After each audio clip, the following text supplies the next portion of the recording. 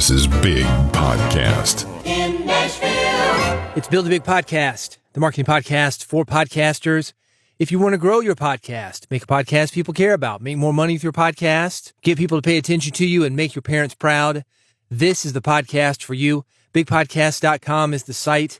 And on this episode, I'm talking about bloopers. I'm talking about studio mistakes that get out to the world and possibly embarrass us. And if you've been in the studio enough, you've had this experience. Not had it? Well, you're probably not in the studio enough. Let's be honest. You've either had a blooper go out or you will have one. That's how it works. I don't make the rules. Here's what I want to talk to you about. Bloopers, mistakes, things that go out over the air. In the case of podcasts, mistakes that get published and go down the feed. A friend of mine released a book last week, and that's a big deal. It's a big launch. He's a New York Times best-selling author. This book, if the stars align, maybe it's going to hit the New York Times bestseller list as well. I was checking out the audio version over the weekend, and it had a mistake. He goes into a thought, he mixes up a word, adds a word, something like that. Then he says, "Oh, sorry," and he reads it again. I would play it for you, but because it's self-read, author-read, I don't want to give away his identity. I don't know if he wants this to go out. It's not a big deal. I've had it happen before. I make a ton of mistakes when I'm narrating my books. You might be familiar with my book called Big Podcast. The audiobook is over 10 hours long. I probably read about 40 hours to get 10 good ones. I make mistakes all the time. False starts, stumbling. I'm a hyper perfectionist. So if I say something like excited and it doesn't have the D at the end, or the X doesn't come through, I start to analyze my own words. You get sick of hearing your own voice, hypercritical.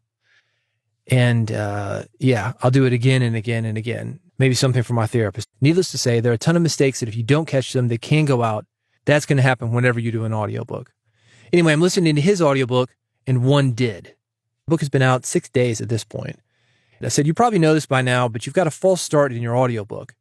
Track number 9, around 7 minutes and 50 seconds, or around 2 hours and 26 minutes in the total book.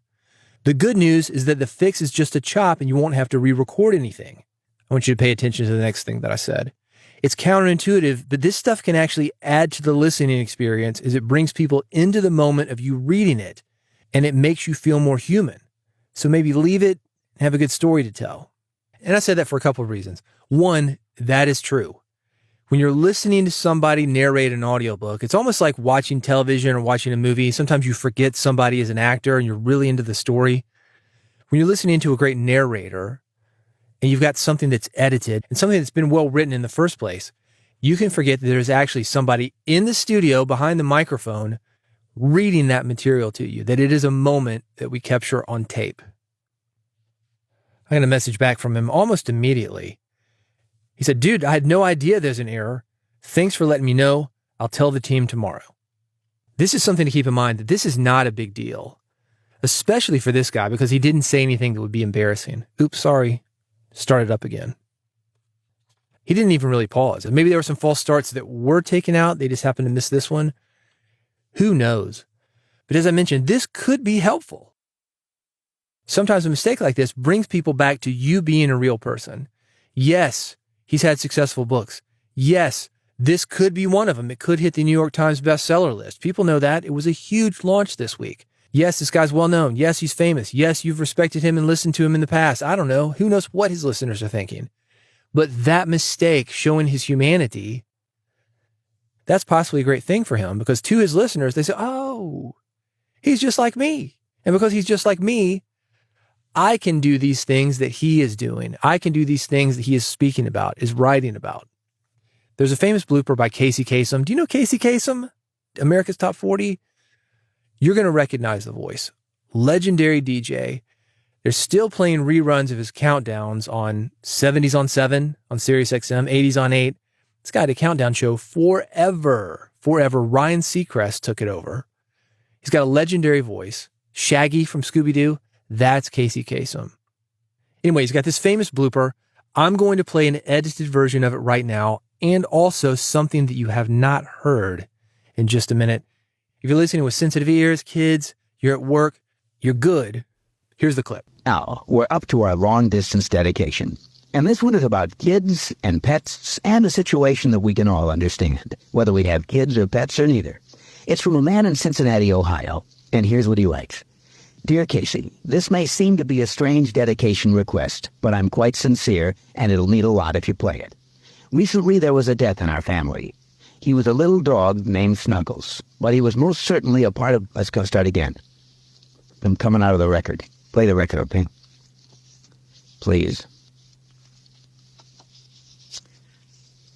See, when you come out of those up-tempo damn numbers, man, it's impossible to make those transitions, and then you got to go into somebody dying. You know, they do this to me all the time. I don't know what the hell they do it for, but damn it, if we can't come out of a slow record, I don't understand it. Is Don on the phone? Okay, I want a damn concerted effort to come out of a record that isn't a fucking up-tempo record every time I do a damn death dedication. Now, make it, and I also want to know what happened to the pictures I was supposed to see this week.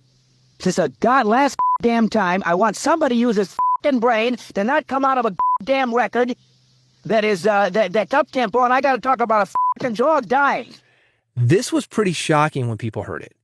You've got this legendary voice, like I said, Shaggy from Scooby-Doo. He's been on the radio throughout the 70s, the 80s. We've all heard this voice. And he's having a very human moment. We didn't hear the voice like that. We heard him saying something like, the letter U and the number 2, that's you too, with, but you know, it's like super polished. And we know what's coming up. He's going to intro the record. He's going to tell us a little something about the band. Here's number 39, you know, that kind of thing. We never hear him in this way, having that very human moment. You're a podcaster, so you get this. You care about your show. He cared about his show. He wanted to give this listener who had written in a great experience. So you can understand him being frustrated that people may be coming out of these up-tempo numbers, not paying attention to that experience like he would.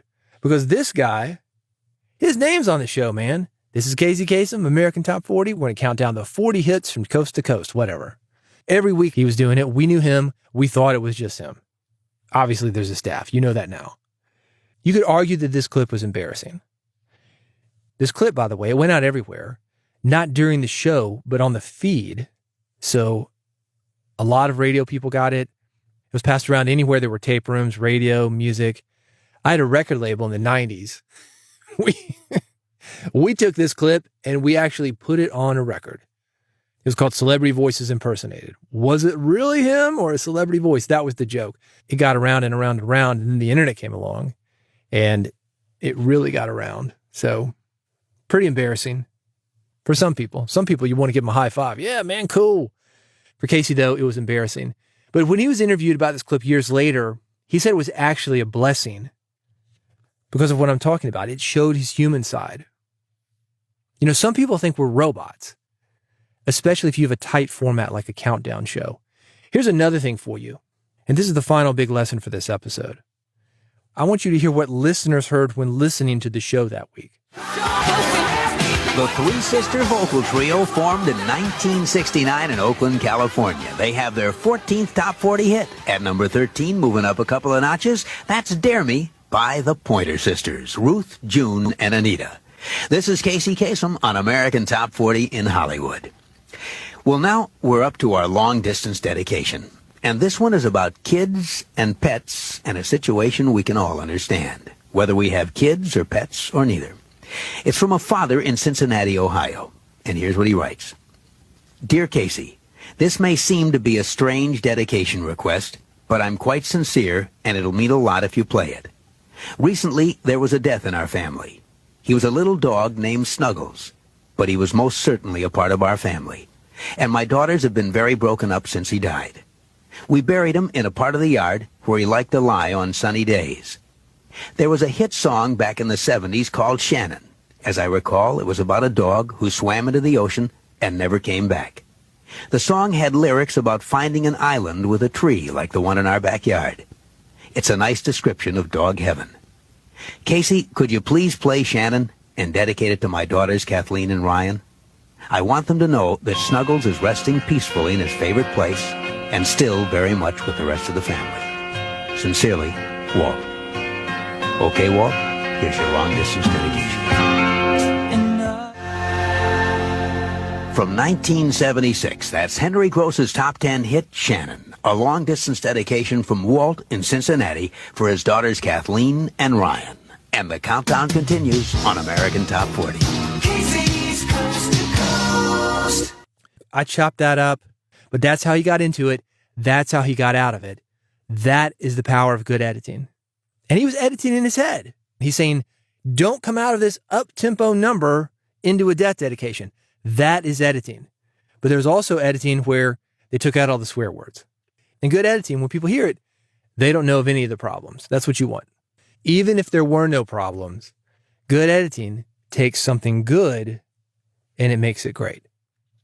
To wrap this up, as I said at the very beginning of this episode, if you spend enough time behind the mic, mistakes will happen. And as I mentioned in the text that I sent my buddy, nobody else had let him know about the mistake. Now, why is that? Maybe they don't have his number.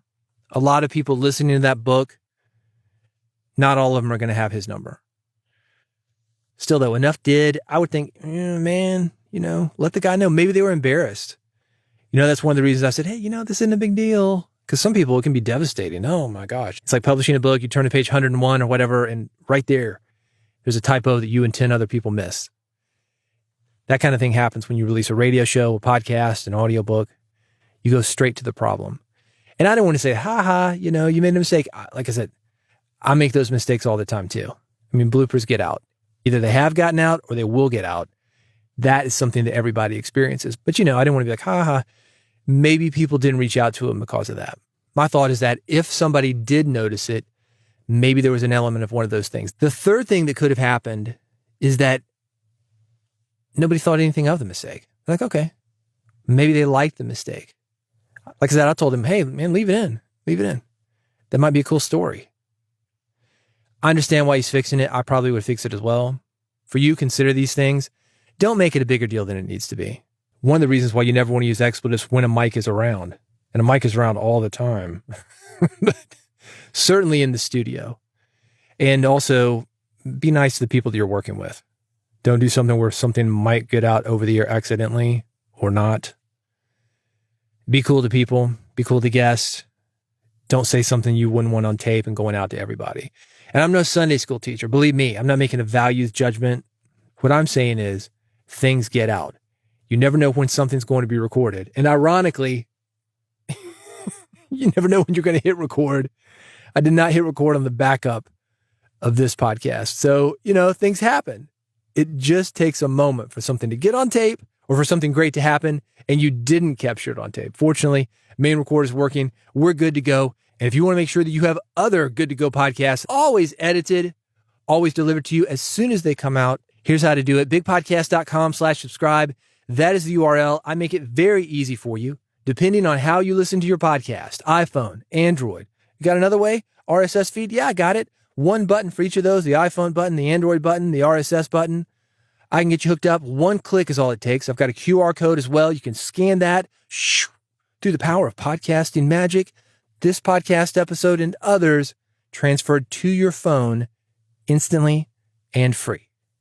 bigpodcast.com/subscribe. That's how to do it. You don't have a subscription page for your podcast? What?